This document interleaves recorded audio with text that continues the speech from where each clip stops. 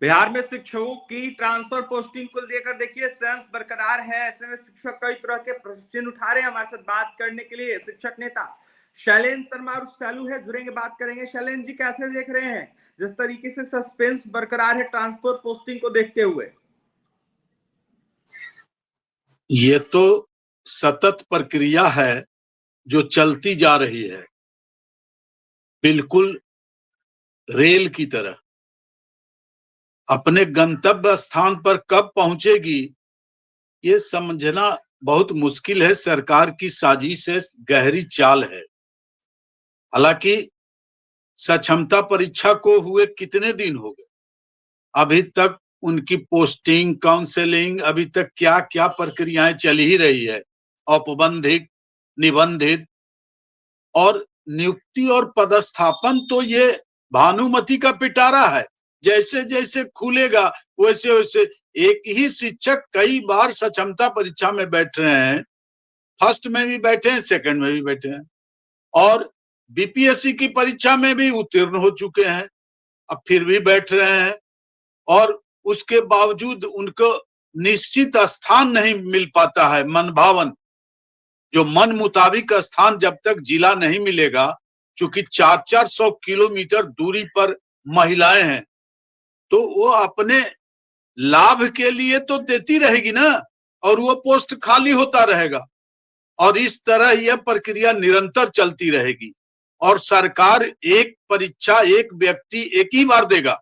अगर उत्तीर्ण हो गया तो दूसरी बार उसका रिकॉर्ड के साथ उसको उस पर बैंड लगाएंगे। ये आप अपने योग्यता का परिचय देने के लिए क्या खड़े हैं? आप एक बार योग्यता हासिल कर लिए, आप परीक्षा में सम्मिलित नहीं होंगे। इस तरह वैकेंसी आती रहती है तो फिर अगले में रिजाइन देगा।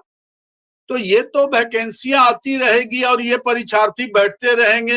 एक व्यक्ति एक बार परीक्षा दे दे, आप उत्तीर्णता हासिल कर लिए तो आप दोबारा नहीं बैठेंगे। इस तरह का प्रयोजन होना चाहिए। सरकार इस पर सख्त हो। और बिहार लोक सेवा आयोग के जो माननीय अध्यक्ष हैं, वो तो पहले भी आरोपों के घेरे में थे। 4 लाख एक महीने में दे दिए रिजल्ट और पदस्थापन और पोस्टिंग। उस समय तत्कालीन एसीएस के पाठक जी भी विवादों में थे।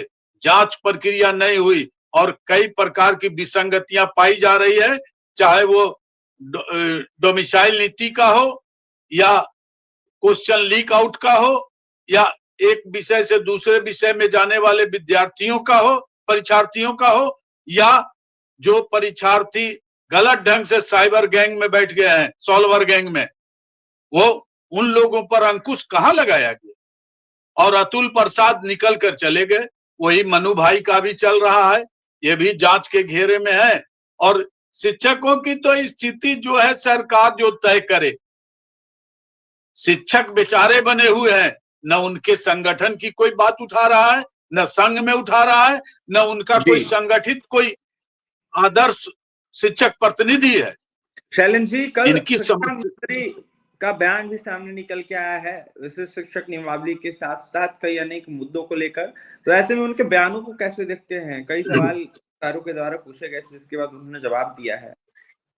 शिक्षा मंत्री तो शिक्षा विभाग के लायक नहीं है। मैं इसका पुरजोर विरोध करता हूं, निंदा करता हूं। एक शिक्षाविद को होना चाहिए।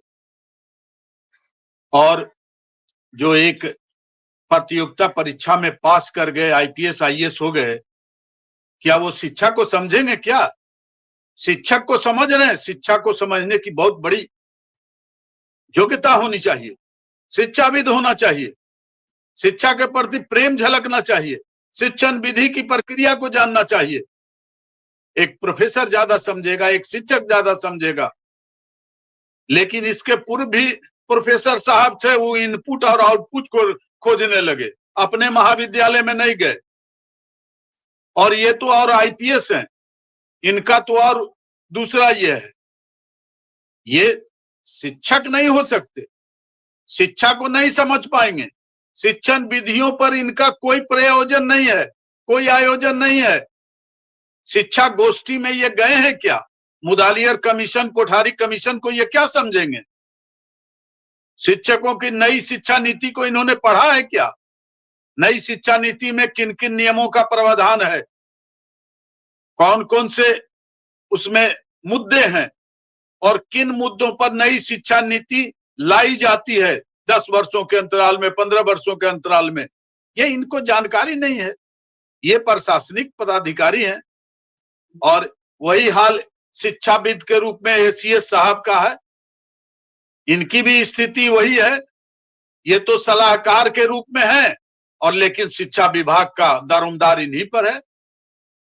इनसे बढ़िया और एक एस सज्जन कुमार एससीईआरटी के हैं, इनके चारों ओर जितने पदाधिकारी और सलाहकार हैं सब भ्रष्ट हैं, भ्रष्टाचार की गंगोत्री है। और इनके तमाम जिलों में जिला शिक्षा पदाधिकारी, प्रखंड स्तर से जिला शिक्षा पदाधिकारी स्तर तक का जितना भी पदाधिकारी है वो सब कमीशन खोर है, सब भ्रष्टाचार में लिप्त है। 262 नलकूप खराब हो गए, ये समरसेबल, क्या स्थिति होगी? सारे छप्पर उड़ गए, सारे मकान धराशायी हो रहे हैं, बेंच डेस्क की स्थिति वही है। सारे तो कदाचार से सुधार होनी चाहिए शैलेंद्र जी, किस तरीके की सुधार की मांग करेंगे? सबसे पहले इनके किए गए कारनामों पर की जांच होनी चाहिए। जो कारनामे इनके प्रखंड शिक्षा पदाधिकारी जो मिड डे मील के नाम पर वसूली कर रहे हैं और आरोप लगा रहे हैं अंडा चोरी का शिक्षकों पर, शर्म नहीं आती है ऐसे पदाधिकारियों को?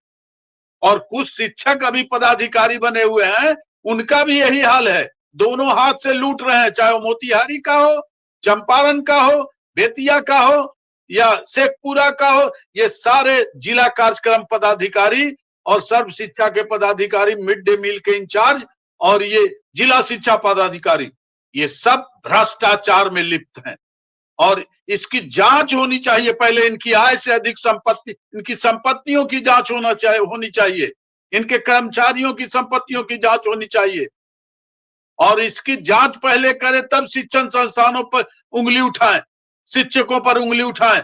आज जो महिलाएं प्रताड़ित हो रही है 400 किलोमीटर पर, उनके स्थानांतरण की व्यवस्था ये चरणबद्ध आंदोलन की तरह ये चरणबद्ध स्थानांतरण करते हैं, करने की सोच रहे हैं। तो क्या शैलेंद्र जी दिख नहीं रहा है एसीएस सिद्धार्थ को? आपने बोला सब दिख रहा है, सारे लोगों की मिली भगत है, ये सब दिख रहा है, लेकिन शिक्षक न्यायालयों की ओर कूच करते हैं, शिक्षक सदन की ओर कूच करते हैं, शिक्षक राजनीतिज्ञों के पिछलग्गू बने हुए हैं और कुछ शिक्षक प्रतिनिधि हैं वो चुप हैं और वो भी पिछलग्गू बनने की लालसा में हैं कि मैं विधान परिषद का सदस्य हो गया, अब तो मेरा वेतन फिक्स हो गया और मेरा आजीवन पेंशन फिक्स हो गया। सड़कों पर आइए, सड़कों पर उतरना होगा, विद्यालयों में तालाबंदी करनी होगी, इनके द्वारा आयोजित कार्यक्रमों का बहिष्कार करना होगा। परीक्षा मूल्यांकन में सारे शिक्षक लिप्त हो जाते हैं, अभी डिप्टेशन में लिप्त है, परियोजना में लिप्त है, इनके सारे कार्यक्रमों का विरोध करना होगा और आंदोलन का एक बनाना होगा, प्लान बनाना होगा। मैं साझीदार रहूंगा, मेरे जितने भी अखिल भारतीय शैक्षिक संघ के लोग हैं इसके लिए तैयारी में जुटेंगे।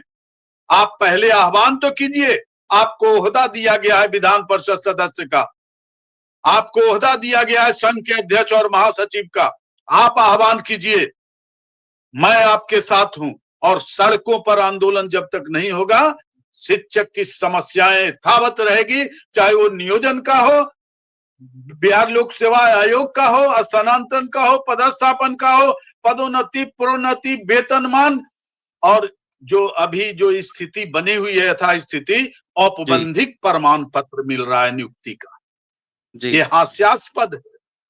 इसकी जितनी निंदा की जाए कम होगी। देखिए, शिक्षकों को प्रताड़ित और अपमानित करने का सरकार रचना रह रही है, इनके नौकरशाह कदम ताल मिलाकर शिक्षकों पर अत्याचार कर रहे हैं। देखिए, अत्याचार किया जा रहा है शिक्षकों पर, आवाज बुलंद कर रहे हैं शिक्षकों की शैलेंद्र शर्मा और शालू।